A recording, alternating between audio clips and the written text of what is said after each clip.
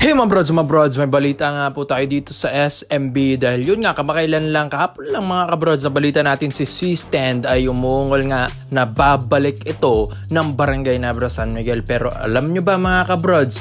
Well, 2019 Championship, isa lang naman si C-Stand sa mga nag-ambag sa San Miguel Birmen as a true champion ng SMB. Well, ito yung pinakawalan ng SMB na nanghinayang din sila. Ganon din sa Barangay Nebra San Miguel nung natapon nila ito sa Terra Firma Jeep. Dito na medyo ramdam yung pagkawala ng isang Stone Hardinger, yung worth ng isang C-Stand. Kaya ito mga kabrod sa SMB, di ba nga ang aga nilang nagburakay ngayong season, pero ito gusto nilang ibalik pala ito pong si Stone Hardinger. Yes, bakit? Knowing na may 8-time MVP na sila dyan. Syempre mga brods, napapagod din naman ito pong si The Kraken Junmar Fajardo.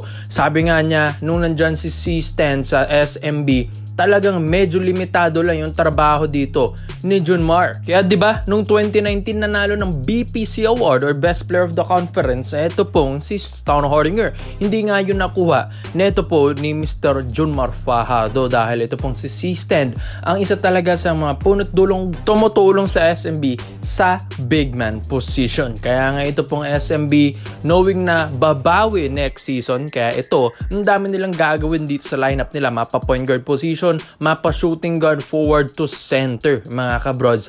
Halos ito lahat ng posisyon na to ay meron silang babaguhin at pasabog dito next season mga brods. Kaya itong si C-Stand naru-rumor na quality rin naman talaga kung makuha yung itong si Stone Hardinger. Nabigyan kanya ng kampeonato. Kaya syempre hindi ka na magdadalawang isip pa na ibalik ito. Dahil dito nga, kaya nga siya nagkakaroon na ng problema, ayaw na maglaro dahil nga sa kanyang mabigat-bigat na tampo dito sa Barangay Nebra San Miguel dahil sa kanyang pag-trade sa Terra Firma Jeep. Dahil ang ganda na nga ng sahuran, ang ganda na nga ng team niya, chemistry mga kabrods. Yung Nebra halos palaging napasok sa playoffs, tapos bigla siyang napunta ng Terra Firma Jeep, nananibago siya, naging underdog yung kanyang team. Kaya ito, umalis-alis siya, nagretiro pa nga kaso under contract pa ito ng Terra Firma, kaya hindi ito mapayag ni Kume. Kaya ito sa SMB, why not ito ang ibalik nila? Kung may malaking tampo si C-Stand sa Barangay Nebra San Miguel, why not ang SMB ang kumuha sa kanya? Alam natin mabilis lang ito itong finals, di ba? Game 2 na nga Tapos na yung game 2, mag-game 3 na tayo ng Ginebra TNT mga kabrods.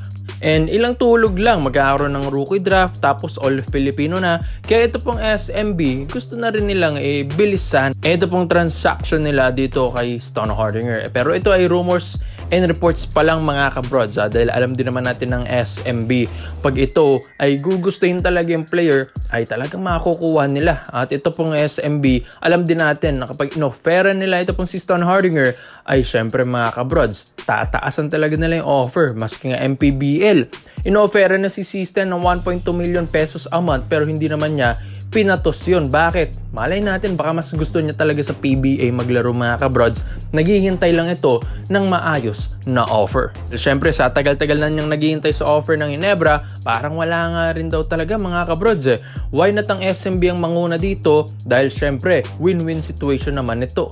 Dahil malaking tulong si C-Stand sa SMB at malaking tulong din kay Stone Hardinger na makapaglaro ulit ng PBA. Kaya win-win situation lang ito mga kabrods. Kung nandyan si C-Stand, bulldozer pa lang na alawan, yung tigas neto sa ilalim, depensa, opensa, kahit nga medyo awkward yung mga shots neto, effective naman, na ipapasok rin naman mga kabrods. Depensa as a 6'8" big man na napakalaking tulong talaga ito pong Phil German player na ito. Kaya komento mo lang ang opinion mo dito mga brods Stone Hardinger to SMB. Dito naman po tayo sa kabaling balita naman natin mga kabrods Ito pong Barangay Nebra versus TNT Tropang Giga Game 2 sa MOA Arena. Napakainit mga kabrods. Dahil ito alam nating nagwagi ito pong Barangay Nebra San Miguel ng isa Pero ito, napakainit na. Maski nga si Poy Eram ay talagang nagwawala mga kabrods. Tignan nyo, may pasipa-sipa pa dyan sa bag. Dahil syempre, galing ito sa frustration niya. Dahil nga siguro sa nangyari sa Game 2. Dahil isa lang yung lamang ng TNT mga brods, 71-70. Tapos, ito pong last play ni RHJ mga kabrods. Talagang napakaganda kasi ng depensa ng Ginebra sa kanya. Pero ito, nung naitira ni RHJ tapos hindi pumasok mga kabrods, dito na, napahiga ito pong si Rondae Hollis Jefferson at hindi tumayo mga kabrods. Dahil syempre siguro naghahanap ng foul, nagpo-protesta sila, tapos ito habang nagsasaya ng Ginebra, biglang tayo rin naman ito po ni Rondae Hollis Jefferson at hindi na niya binate yung mga teammates niya. Di man lang nakipag-shaken sa Ginebra or sportsmanship, siguro nga syempre maintindihan natin dala na talaga ng frustration yan mga kabrods. Maski teammates nga niya, hindi na niya pinansin di ba? So kita mo talaga yung determinasyon ng TNT na manalo talaga dito mga kabrods. Tapos eto pa, may incident din tayo dito sa dugout ng TNT Tropang Giga mga kabrods. Tignan nyo naman kung paano nasira eto pong wall dito sa dugout ng TNT. Eto nga, sirang-sira yung plywood. Tignan nyo mga brods yung damage na ito dyan sa MOA Arena. Pero ito, under investigation pa ito pong management ng MOA Arena kung sino ba talaga yung sumira na ito pong wall dito sa dugout ng TNT Tropang Giga. Grabe mga brods yung frustration ng sumira nun mga kabrods. Syempre maiintindihan din naman natin ito pong TNT. Gustong gusto rin naman talaga manalo. Mas okay nga to mga kabrods. Isa nga daw sa namimigay ng panalo na katulad daw ng ibang farm team sa PBA. Pero ito, medyo masyado na to mga brods. Nasira na yung facility dito sa MOA Arena. Kaya ito, nag-i-investigate na dito sa MOA mga kabrods. Napakainit. Kaya ito, may mga ilang reports tayo na sabi nila baka nga si Poy Eram or baka si RHJ dahil nga hindi ito natawagan ng foul. Dahil sila lang naman daw ang talagang frustrated nung game 2 mga kabrods kahapon. Pero syempre, hindi naman natin masabi na sila yun.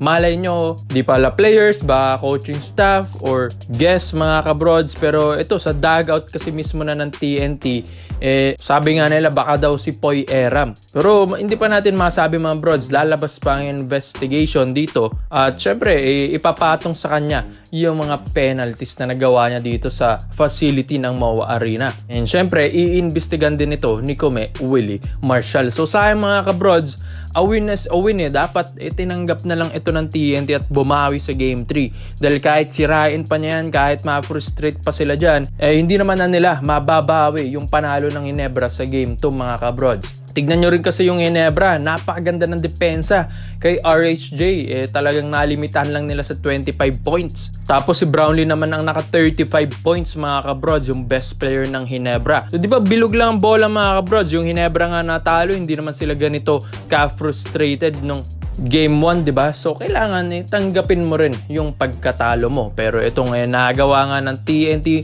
sa mga damage sa MOA, mga pagsipa nga dyan ni Poy Eram, siguro intindihin na lang natin mga brods dahil sila naman yan and emotional player sila. Gusto lang talaga nila manalo. Siguro bawasan lang mga ganitong frustration para naman maging smooth lang ito pong finals natin mga kabrods. Kaya ikaw mga brods napakainit na ito sa Game 3 lalo. Sa tingin nyo mga brods, series tied na tayo. Makakaisa ba ulit ang Ginebra or makakaisa ulit ang TNT?